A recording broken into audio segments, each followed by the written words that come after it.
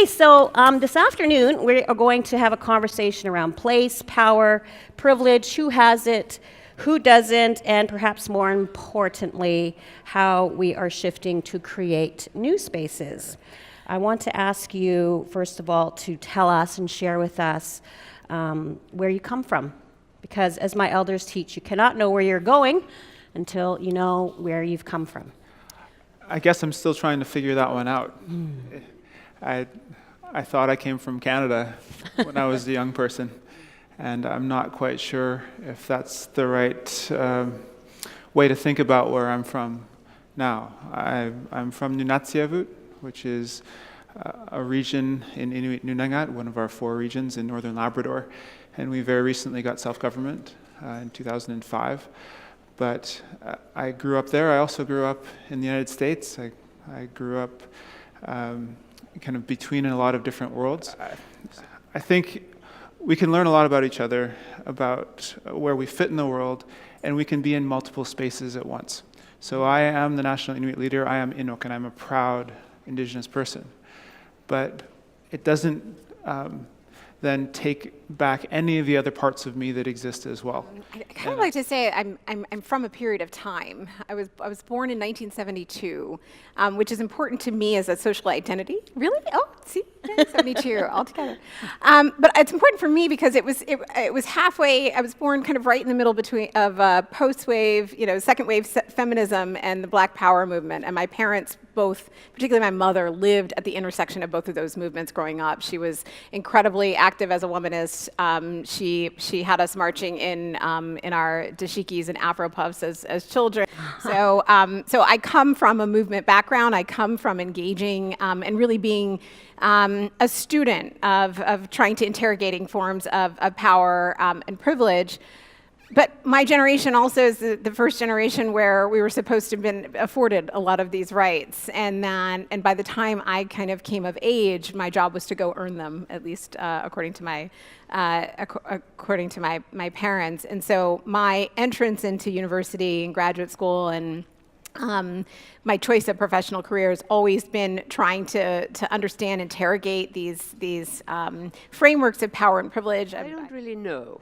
And I mean that. So I'm Dutch born. I grew up in 5 countries and in 6 languages, which means that I don't speak a single language properly. I am from Seattle, lifelong Seattleite, and I am a Black woman from Seattle, which is a very kind of specific identity in what is the 3rd widest major city in the United States. And it informs a lot of my work as someone who writes and speaks on issues of race and gender. And I would say that it is a specific experience of observation that is oftentimes forced on people from minority populations who are extreme minorities in their population, where you grow up trying to learn all of the rules of how to coexist and how to survive a society not built for you, and I have turned that into writing. So what places do you find that you are excluded from? Ijeoma? Oh, well, I mean, I would say that almost every major system in the West was built to exclude a lot of people of color, transgender people, disabled people, queer people, women.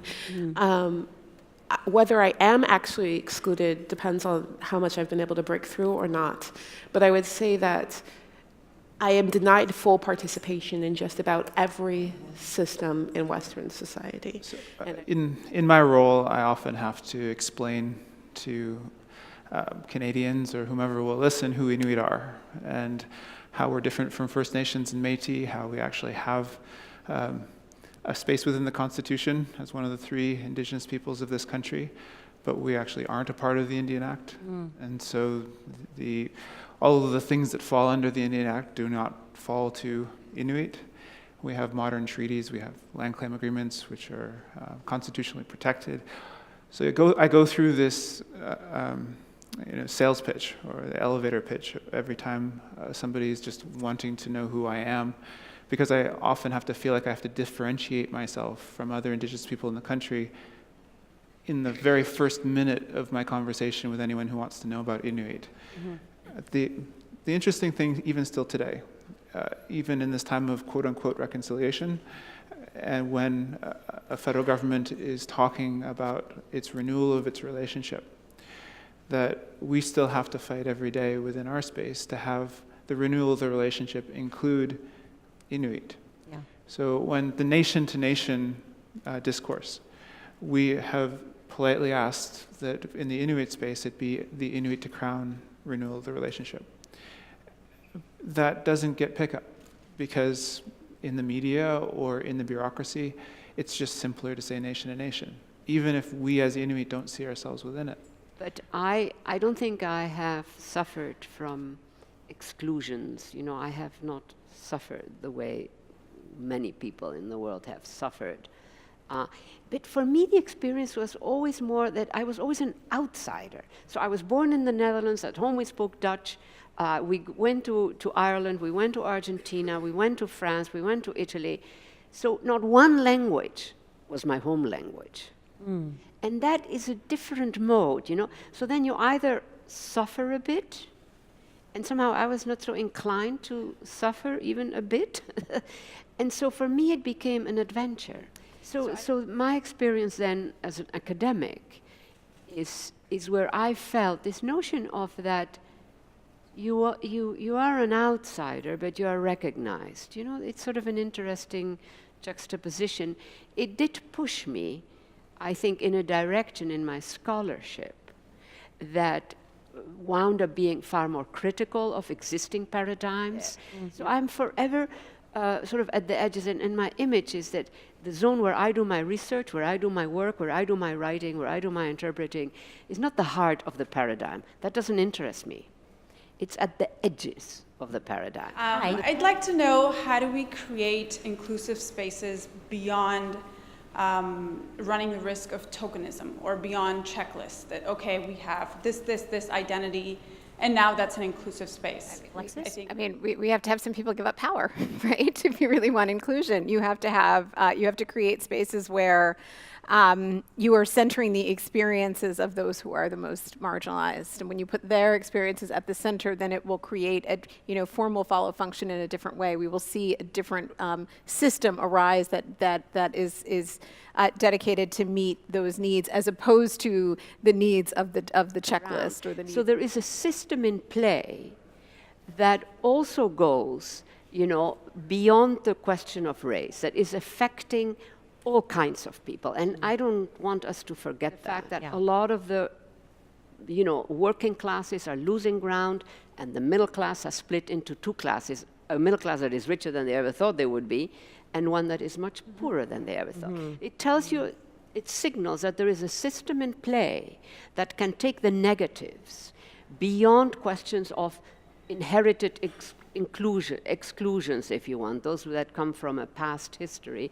And I think we need to also work on that, I think this is a very tricky moment. You go ahead. I just want to say it's really important to understand that race was created as a function of that. Mm-hmm. So Yes. we can't necessarily ever divorce race from class, because race was invented to justify class and to distract from class. It's a pyramid scheme. White supremacy is a pyramid scheme.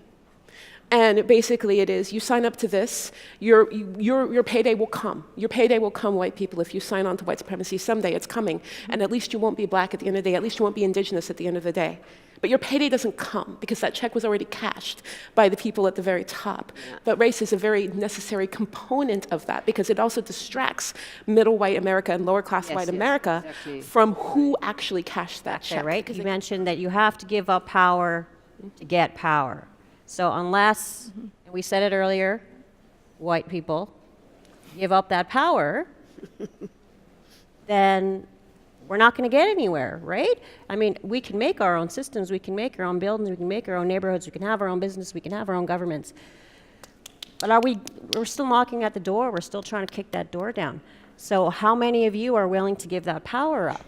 I'm very aware of the rise of authoritarianism. I'm aware now of how black people have been victimized by police in the United States and also in Canada, how First Nations people have been. I'm aware of all kinds of sins of the generations before me, and it's oppressive. I want to get a better world. I want us to survive, and I know that we need the leadership of First Nations people, of the Inuit people of many different communities beyond the heterosexual old white men which I represent. You know, we need all of us. We're in serious trouble. So yes, I'm more than happy to give up whatever place you think that I might enjoy having. I don't feel particularly powerful. I want to say something to this here, because I hear this a lot from white people who say, I don't know what to do. I don't feel very powerful. I don't feel like my white supremacy, my white male supremacy is allowing me to change things. Your privilege is an obligation. And what I would say is look at the ways in which things are not difficult for you. And those are areas where your privilege is in full force, and that's where you have a lot of power. So you have politicians who are courting your specific votes, right? You have corporations who are creating products to try to get to your specific money, right? These are all things that are designed for you, right? When you're listening to the radio and they're talking about things like this, when you have people talking about things like, ending crime and violence, what they're trying to do is make you feel more safe. These are all areas where you have power. If you go what you need to be looking at is those everyday interactions where you feel like maybe race isn't an issue, or gender isn't an issue, or your sexuality isn't an issue, and make it an issue. Yes. Your privilege means that you can go through your day not worrying about things. Something is very wrong, because we don't get to go through our day ever not worrying about these things. So these things don't get changed necessarily because we're working together. They get changed when those who feel like they have the luxury to pick and choose when they fight this battle no longer feel like they have that luxury. What do you think? How do we give and take power here? When I was reflecting, seeing obviously inside, outside, in front of us, the fact that it's not so surprised to me that we had a conversation that centered so largely on race as insider, outsider in this dynamic, because racism, not just in Canada, the U.S., but globally, is essentially a national security issue, right? I mean, we are. It's a climate issue. We are grappling with all of the ways in which through this social construct we have otherized populations in ways that we've denied them resources, and we've created so many problematic schisms. And it is, in some ways, even centering here, it feels uncomfortable sitting in a room that is actually more diverse than I expected, but still centering a conversation around race very deliberately and intentionally, because I think for us to actually build power, take power, release power, we have to get really comfortable with that as our collective social construct. And the key to that is recognizing that while we are individually manifesting various pieces of power and privilege around it, it is a systemic issue, and we have to, in order to let go of power, we kind of have to depersonalize. We have to let go of ego in a really, really critical way. We have to get used to being uncomfortable. We have to used to being uncomfortable, absolutely.